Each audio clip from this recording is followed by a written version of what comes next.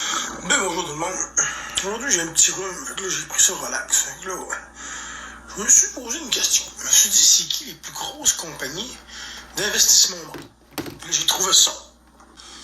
BlackRock 9,7 billions de dollars, Vanguard 7,9 billions de dollars, State Street 3,5 billions de dollars, JP Morgan 2,51 billions de dollars, en tout cas. Puis plein d'autres compagnies d'investissement comme ça. Puis là, ben, je me suis dit, OK, les 5 plus grosses compagnies d'investissement au monde possèdent 22 500 milliards de dollars à juste 5 compagnies. J'étais comme, wow! Puis là, je me suis dit, bon, ben, qui possède BlackRock, qui est la plus grosse au monde? Ben, c'est Vanguard, puis BlackRock, au fond, puis Wellington Management. J'étais comme, OK. Fait que les compétiteurs, ça possède un et l'autre. Quand même assez spécial.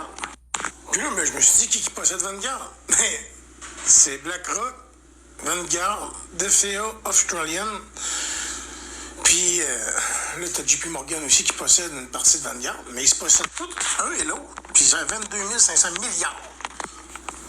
Puis là, ben, je me suis dit, c'est laquelle est la compagnie qui conseille le plus nos gouvernements, genre la France, les États-Unis, le Canada.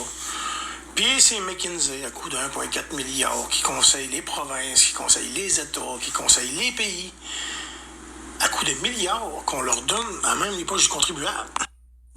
Puis là, ben, j'ai juste marqué dans le bord de recherche Google, j'ai marqué McKinsey, BlackRock, Vanguard. J'ai tombé sur cette petite pépite-là. Là, j'ai regardé un peu, mais après que j'ai marqué McKinsey, BlackRock, Vanguard. BlackRock, JP Morgan and McKinsey working on Ukraine reconstruction. J'étais comme, hein? Ah bon? On va aller voir ça. Fait que là, je regarde ça, puis là, je m'aperçois que BlackRock, JP Morgan et McKinsey working on Ukraine Reconstruction Bank qui sont en train de gérer au-dessus de 400 billions pour reconstruire l'Ukraine avec des fonds de reconstruction. Je me suis dit, oh, c'est profitable, c'est profitable. Là, je me suis dit, étant donné que la guerre est profitable, c'est qui le plus gros marchand d'armes au monde? Fait que j'ai découvert que le plus gros fabricant d'armes au monde, c'est Lockheed Martin. J'ai pas été voir les autres, j'ai juste été fouillé sur Lockheed Martin. Puis ben, comme par magie, les plus grands actionnaires de Lockheed Martin, State Street, Vanguard, BlackRock, Charles Schwab, Morgan Stanley Brokerage Account. Fait que là, je me suis dit, juste pour le fun, qui possède, mettons, je sais pas moi, Pfizer? Voilà, ouais ça. Puis ben, aussitôt que j'ai marqué ça, c'est toujours actionnaire majoritaire Vanguard, BlackRock, State Street. OK. Là, il est tombé là-dessus. Une des plus grandes agences de presse internationales, dont les dépêches sont régulièrement reprises dans les journaux du monde entier, le groupe Thomson Reuters a annoncé le 25 février 2020 le départ de son PDG, Jason C. Smith, remplacé par Steve Asker. Le premier a été président de l'agence de presse tout en étant membre du conseil d'administration et actionnaire du laboratoire Pfizer durant 6 ans, alors que le second a travaillé pendant 10 ans pour le cabinet de conseil McKinsey & Co. en tant que consultant média.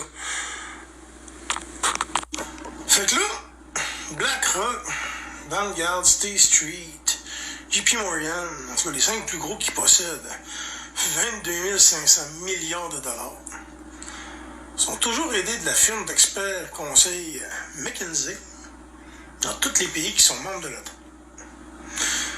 C'est les mêmes acteurs qui s'occupent de la reconstruction de l'Ukraine, qui gèrent 400 milliards de dollars, qui sont actionnaires majoritaires dans Lockheed Martin, le plus gros fabricant d'armes, qui sont actionnaires majoritaires dans Pfizer, qui sont actionnaires majoritaires dans tout ce qui est agroalimentaire, qui sont actionnaires majoritaires dans tout ce qui est médicaments, puis c'est eux autres qui conseillent nos gouvernements. Puis on se demande pourquoi que nos politiciens travaillent seulement pour les multinationales. Puis, ben, comme par magie, crise des opioïdes, McKinsey va payer 230 millions pour mettre fin à des litiges sur sa responsabilité. Comme j'ai vu aussi que Pfizer est la compagnie la plus mise à l'amende de toute l'histoire de l'ère moderne, à coût de millions de dollars, dont pour charlatanisme, mais c'est eux qui conseillent nos gouvernements. La base de données Violation Tracker de l'organisation américaine Good Job First Recents a un total de pénalités supérieures à 10 milliards de dollars de 2000 à 2019 pour le groupe Pfizer et l'ensemble de ses filiales Ulrich, Bugmanton, Getty Image. Donc, ils ont payé au-dessus de 10 milliards d'amendes en 19 ans à cause qu'ils étaient fautifs, à cause qu'ils étaient menteurs, puis on continue de leur faire confiance. Là, je me suis dit, ça n'a pas de crise de sens. Comment que ça se fait que nos politiciens donnent des millions de dollars à une firme d'experts conseils qui paye pour des charlatans qui se sont mis à l'amende de plus de 10 millions de dollars en 19 ans, qui donnent un coup de main à ceux-là à qui que la guerre profite, qui sont actionnaires majoritaires des plus gros marchands d'armes au monde, puis qu'on n'est pas au courant. C'est qui possède tous les grands médias mainstream? J'ai trouvé ça. Ça, c'est le tableau de toutes les plus grosses compagnies qui possèdent des médias. Mettons Alphabet Inc., Walt Disney Company, Apple Inc., Communication Inc., Microsoft Corporation, New York Daily Cocos, en tout cas, et j'en passe. Je suis allé voir Alphabet Inc.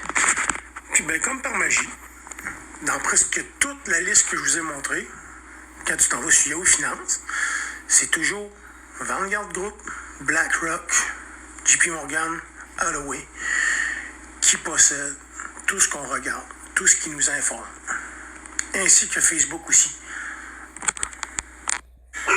Donc, en résumé, BlackRock, Vanguard, puis toutes les autres qu'on a nommées, aidées par la firme McKinsey, possèdent les plus grosses compagnies d'armes, possèdent les pharmaceutiques, possèdent les médias mainstream, possèdent ce qu'on bouffe, ce qu'on prend, ce qu'on soigne. Puis, c'est eux autres qui donnent des pavillons aux universités, puis qui donnent des dons faramineux à nos médecins de demain.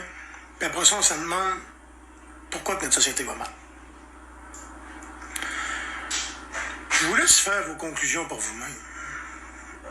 Mais si j'étais capable de trouver ça dans une demi-heure, avec mes 2 gros pouces qui font plein de fautes, avec un iPhone 13, pourquoi qu'on n'est pas plus informé que ça? On a clairement un très gros conflit d'intérêts. Si vous voulez informer le monde, partagez. Bonjour tout le monde.